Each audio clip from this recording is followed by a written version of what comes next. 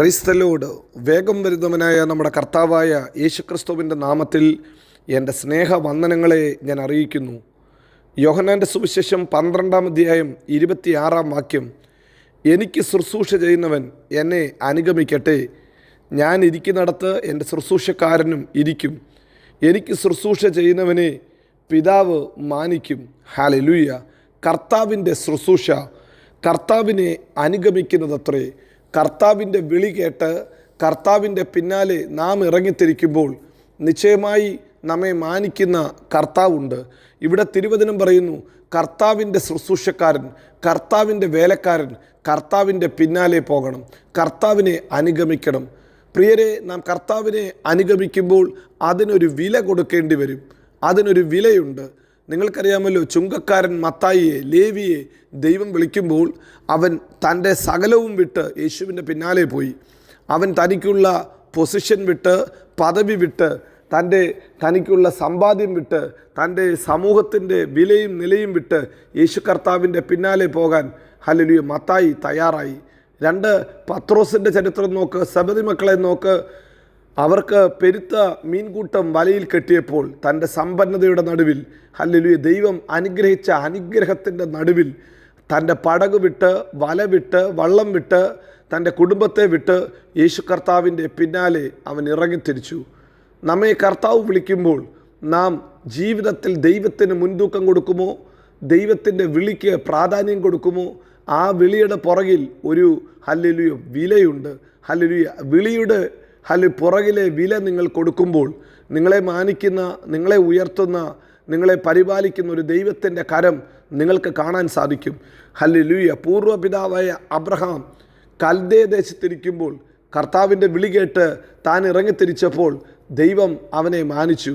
ജീവിതത്തിൽ പിതൃ നഗരത്തെ വിട്ട്, തനിക്കുള്ളത് വിട്ട് താൻ പുറപ്പെട്ടത് കർത്താവ് കാണിപ്പാനിരിക്കുന്ന ദേശത്തേക്കാണ്.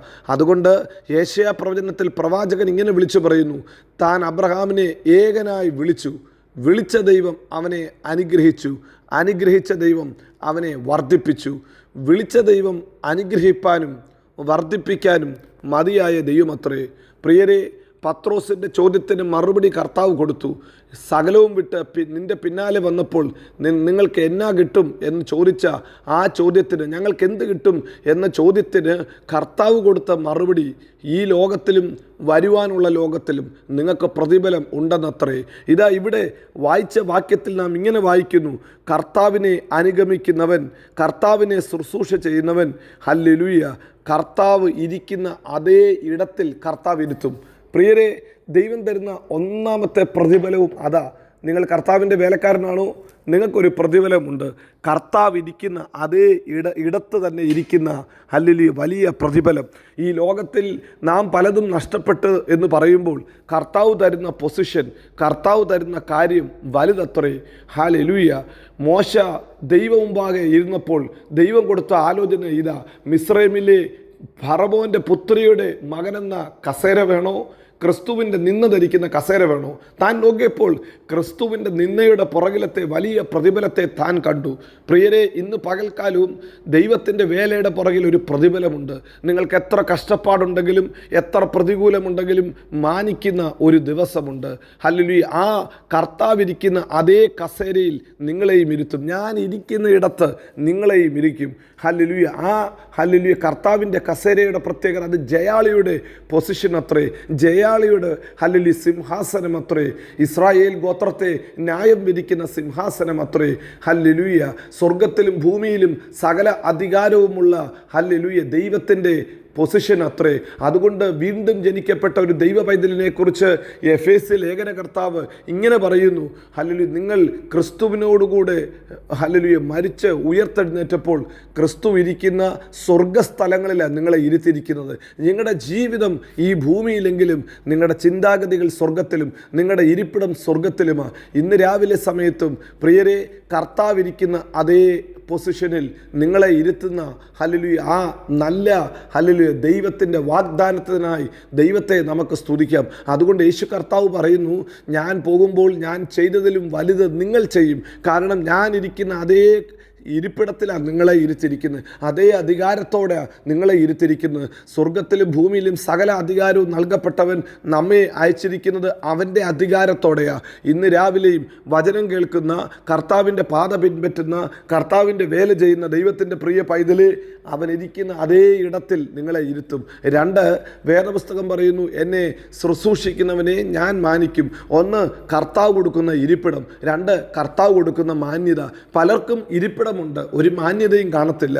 എന്നാൽ ഇവിടെ വേദപുസ്തകം പറയുന്നു, എന്നെ മാനിക്കുന്നവനെ ഞാൻ മാനിക്കും എന്ന് അരുളിച്ചെൻ്റെ ദൈവം പറയുന്നു, നിങ്ങളെ ഞാൻ മാനിക്കും. കർത്താവിനെ അനുഗമിക്കുന്ന ദൈവ പൈതലെ, ഒരിക്കൽ നമ്മെ വിളിച്ച് പറയും, നല്ലവനും വിശ്വസ്തനുമായ ദാസനെ, നിങ്ങൾ അധികത്തിൽ വിചാരകനായിരിക്കുക. നിങ്ങളെ മാനിക്കുന്ന ഒരു ദൈവമുണ്ട്, നിങ്ങളെ ഉയർത്തുന്ന ഒരു ദൈവമുണ്ട്. കർത്താവിൻ്റെ ഹല്ലേലൂയ ശുശ്രൂഷ ചെയ്ത ഒരു മൊർദെഖായിയെ, ഹല്ലേലൂയ മനുഷ്യരുടെ മുമ്പാകെ മുട്ടുമടക്കാതെ ദൈവം മുമ്പാകെ മുഴങ്കാൽ മടക്കിയ ഒരു മൊർദെഖായിയെ, ഹല്ലേലൂയ രാജാവിൻ്റെ ഉറക്കം കെടുത്തിയിട്ട് വിളിച്ചു വരുത്തി മാനിച്ച ഒരു ചരിത്രം വേദപുസ്തകം പറയുന്നുവെങ്കിൽ, പ്രിയരെ ഭയപ്പെടേണ്ട, നിങ്ങളെ വിളിച്ചു വരുത്തി മാനിക്കും.